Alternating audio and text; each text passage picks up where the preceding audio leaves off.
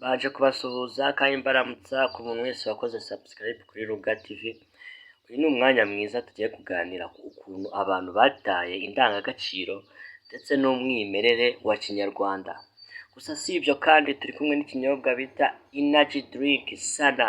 Ikinyobwa cya sana rwose kiryoshye cyane, mukigure muri benshi ku mafaranga 500 gusa urabasha kukibonera.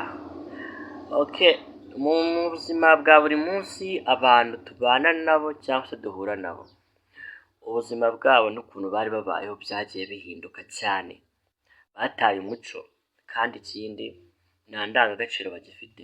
Kabone niyo umuntu yakora impanuka cyangwa se agakora accident mu muhanda, akaba hari umuntu n'umwe waza kumutabara, ahubwo bagakuraho udukamera bagatangira gukamera, kandi ikintu cya mbere cyakibanze ni ugutabara uwo muntu uhuye n'ibibazo cyangwa se ibyago.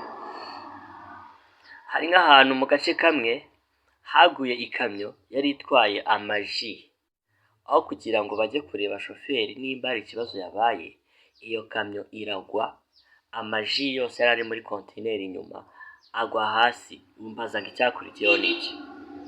Abaturage bose barahuruye baragenda, buri wese yazanye umufuka cyangwa se ingunguru yuzuye, buri wese agenda apakira amaji yari ari mu ducupa cyangwa se mu kirundi batwita udupipiri. Ibaze rero mu tunara umeze uko pe.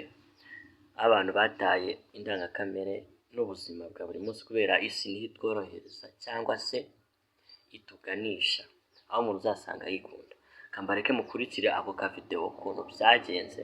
Iyo kamyo yarahirimye, abaturage barahirimbana paka ikamyo isigaye vide n'iyonka yavuye mu giturage, paka barapakurura barasahura.